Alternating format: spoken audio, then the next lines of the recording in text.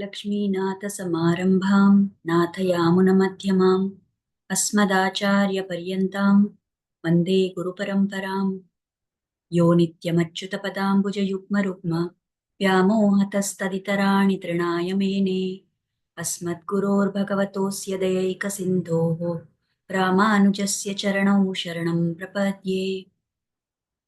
Namaskar everybody and welcome to the Dhanurmasa Satsang. So today is the auspicious beginning of this Dhanurmasa, where the sun makes a transition from through the Dhanur Rashi, and this time is considered very auspicious for spiritual pursuits. So, what is this great significance of this Dhanurmasa? In the Bhagavad Gita, Lord Krishna has told, Masanam Marga Shirshoham. So, where the Lord is describing all the great things and he explains how he is the greatest of every particular category of things, he says, among the months, I am Margashirsha Masa. And this Margashirsha Masa is what we know as the Dhanurmasa. So, it is very auspicious for spiritual pursuits of any kind. So, whether it is prayer, meditation, worship of the Lord, for all these, this is considered as the best time. Now, another significance of this Dhanurmasa is that this was the time when, according to the advice of Rishi Narada, the Gopikas performed a vrata called as the Katyayani vrata so that they would be able to attain Lord Krishna. And that is why any kind of spiritual pursuit at this time is considered very auspicious and it will yield a lot of benefits to us. So, in the South Indian states of Tamil Nadu and sometimes even Karnataka, it is common for people to recite what is called as the Tiruppavai, which is the stotra, the hymns composed by Goda Devi or Andal, one of the Alvars. As we are not very familiar with the Tamil language, it may not be so easy for us to appreciate the esoteric meanings of those verses. So, what I have decided this time by Lord's grace is I felt inspired to talk something about Ramayana. Now, this Ramayana is an Adi Kavya. It is the very lifeline of our entire Bharat Desha. So, anytime we hear about Ramayana, there are so many things we can learn from it and we can practice in our life. So, let us take up the study of Ramayana, certain aspects of the Ramayana, as per our Acharya's commentaries.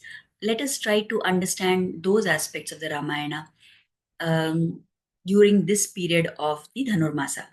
Hopefully, by the Lord's grace, we should be able to do this throughout all the 30 days. We will see how far and how much we are able to cover during this time.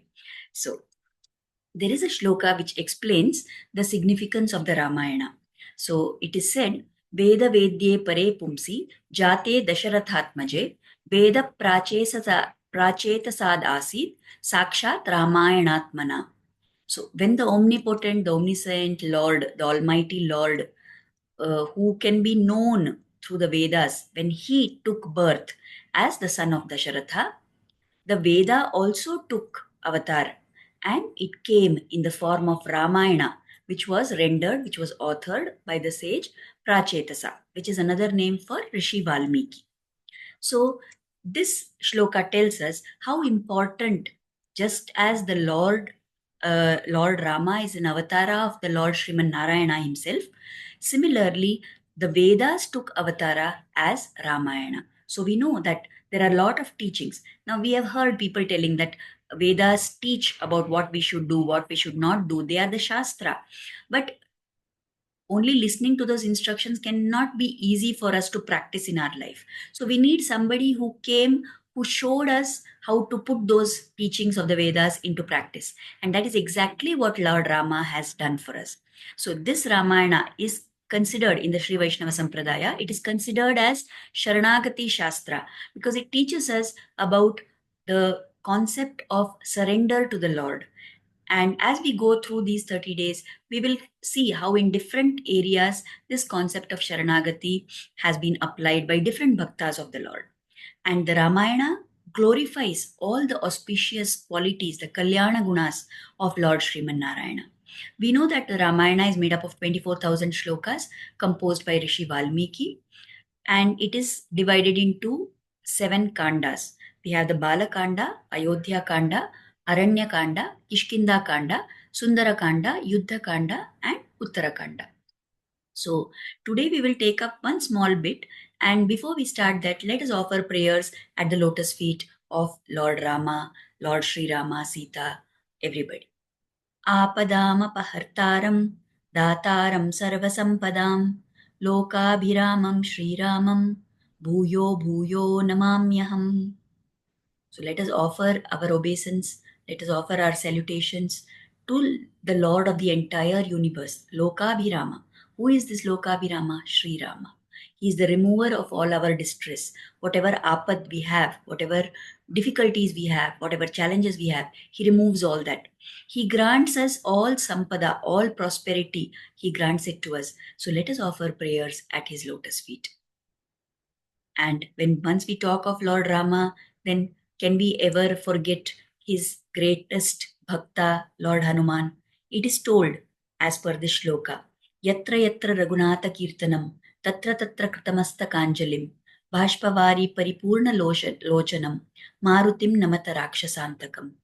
Wherever there is glory of Raja Ram being sung, wherever we are singing the glories of Lord Rama, there with his hands and his head bowed in salutation, with his hands in the form of an Anjali, with tears in his eyes, Hanuman is always present. That Hanuman who is the nemesis who puts an end to all the Rakshasas. So let us pray that Lord Hanuman will be with us here today as we start our narration of the stories of the Ramayana. And with his blessings also, we will proceed on our journey.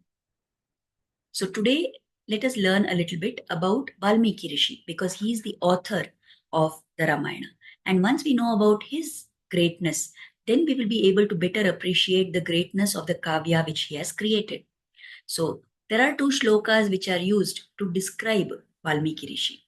So the first one is offering salutations to Rishi Valmiki. Pujantam Rama Rameti Madhuram Madhuraksharam Aruhya Kavita Shakham Vande Valmiki Kokilam. So, my salutations to Sage Valmiki, who is like a kokila, like a nightingale, who climbs up the branch of poetry and melodiously sings Rama Rama and the name of Lord Rama. Valmikirmuni Simhasya Kavitavanacharinah Shrinvanna Rama Kathanadam Konayanti Parangatim. The shloka tells us that who in this world will not get the Paramagati, will not get salvation, moksha, who happens to hear the story of Rama. And who composed the story of Rama? The sage Valmiki, who is like a lion who roams in the forest of poetry. So if you say that Kavita is like a forest and there is one lion who is roaming there, who is the greatest being in that forest of poetry, and that is the Adi Kavi Valmiki. And listening to this Ramayana that he has composed will give the Paramagati to all of us. So with prayers at the lotus feet of Rishi Valmiki also, let us proceed to learn about his story. And we may be familiar with this already, but anyway, let us look into that once more. We know there was a dacoit called Ratnakar, and he made his living to support his family, his parents, his wife, his children. He tried to support them by honest means, but he was not able to do that for a very long time.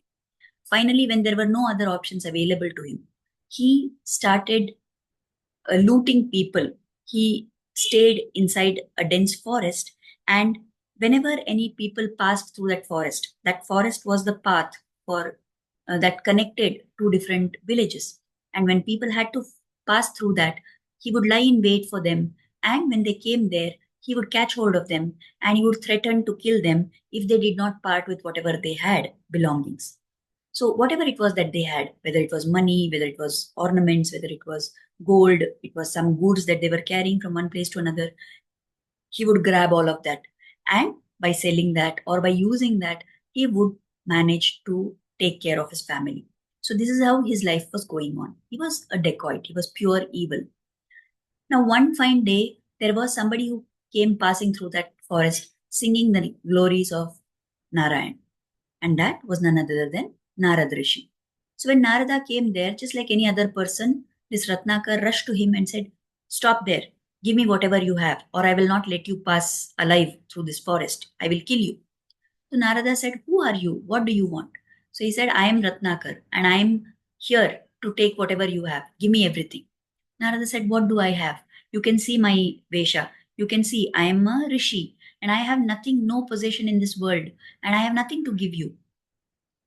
And he tried to advise him that, "What is it that you are doing? Why are you doing this? Don't you realize that by doing all such wrong deeds, you are accumulating so much of papa?" So Ratnakar said, "Maybe, I don't know, but I'm doing it all for the sake of my family. I have to take care of my parents. They are old, they are dependent on me. My wife and children are also dependent on me.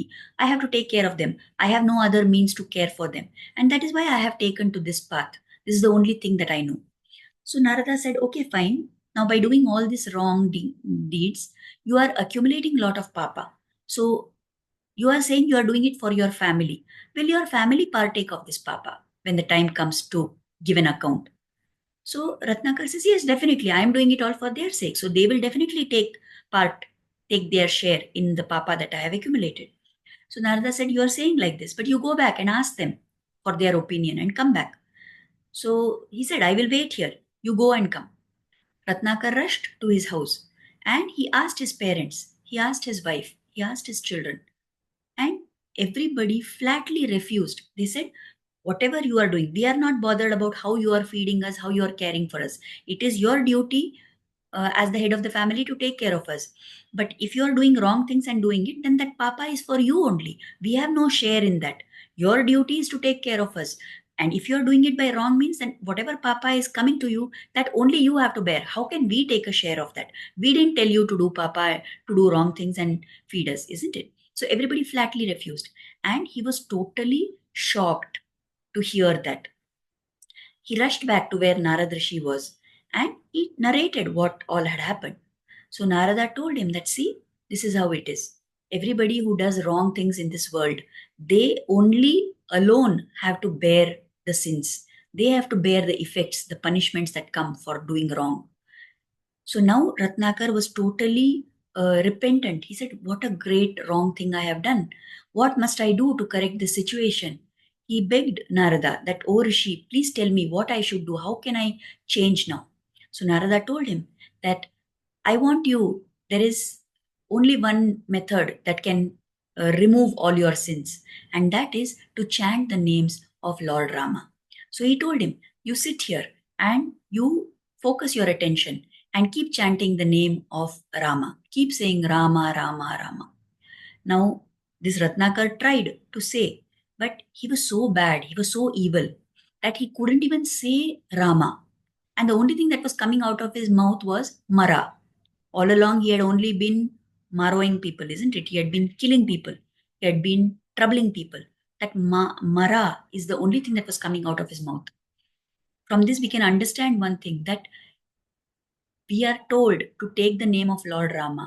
But to even take the name of the Lord, we must be having a certain amount of punya, a certain amount of merits that we have accumulated from past janmas. So, anyway, this Ratnakar was not able to say Rama. He kept on saying Mara. And because of that, Narada said, "Okay, fine, never mind.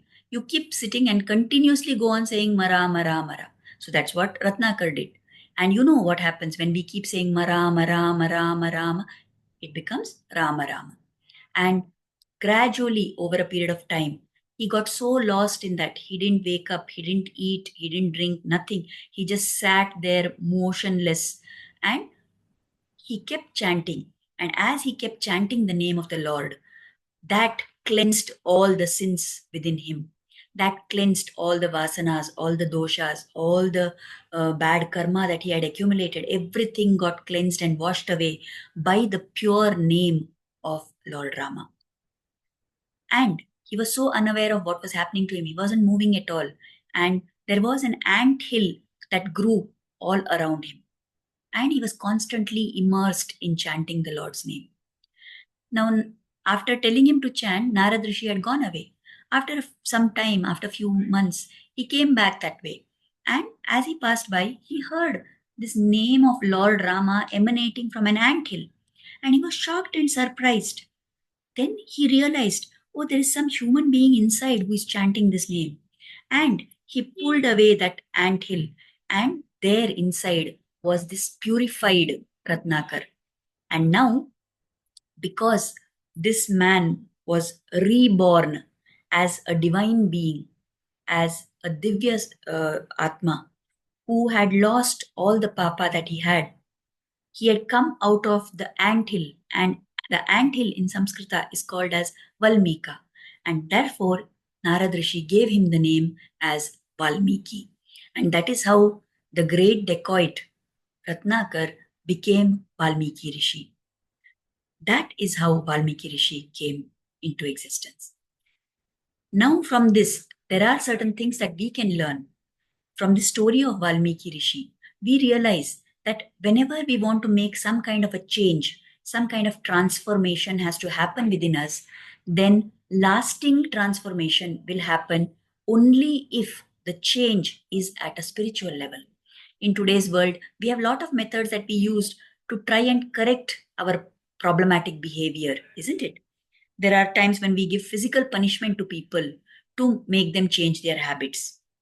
Like, for example, somebody is a robber, you put them into the jail and you prevent them from committing robbery. But what happens after they complete their sentence and come out? They again go back to robbery most of the times. Then there are times when we try to, implement mental level changes. We will give people counseling, we try to rehabilitate them. There are people who consume alcohol, drugs, and all that, and you try to put them into a rehab. What happens after some time? They may give up that habit for a certain time, but later, again, most of the times, they do go back to that wrong behavior. So even mental level change does not last very long. But we have seen this example of Valmiki. Now, once he became Valmiki Rishi, he never again ever went back to being dacoit Ratnakar, isn't it? That means when there is a change at the adhyatmic level, at the spiritual level, that brings about real transformation. Now, we may think that he was some great person, he could do that. How can we do it? But even for us, the Lord will grace us, and by His blessings, we will definitely be able to change ourselves if we do regular spiritual practice. Now, there are different methods of spiritual practice, and in the Srimad Bhagavatam, in the 7th skanda, it is explained. We know the story of Prahlada, for whose sake Lord Narasimha took avatara from the pillar. And Prahlada tells in that place, he says that there are 9 modes by which we can do bhakti to the Lord. Shravanam, Kirtanam, Vishnoho, Smaranam, Padasevanam, Archanam, Vandanam, Dasyam, Sakhyam, Atma Nivedanam. Iti Pumsarpita Vishno, Bhaktische Navalakshana. So when somebody does all these things, Shravanam, hearing, Kirtanam, singing the glories of the Lord, Vishnu Smaranam, meditating on the Lord, Padasevanam, serving his lotus feet, Archanam, offering worship to the Lord, Vandanam, offering obeisances, praying, doing namaskar to him, Dasyam, being his servant, Sakhyam, being his friend, and Atmanivedanam, surrendering oneself to the Lord. These are the 9 modes by which we can worship Lord Vishnu. Now, we may wonder, any of these paths is capable of getting us ahead on the spiritual path. The easiest form of practice, which is told by all our rishis and by all the, shastras for Kali Yuga, is practice of chanting the Lord's names, Nama Sankirtana.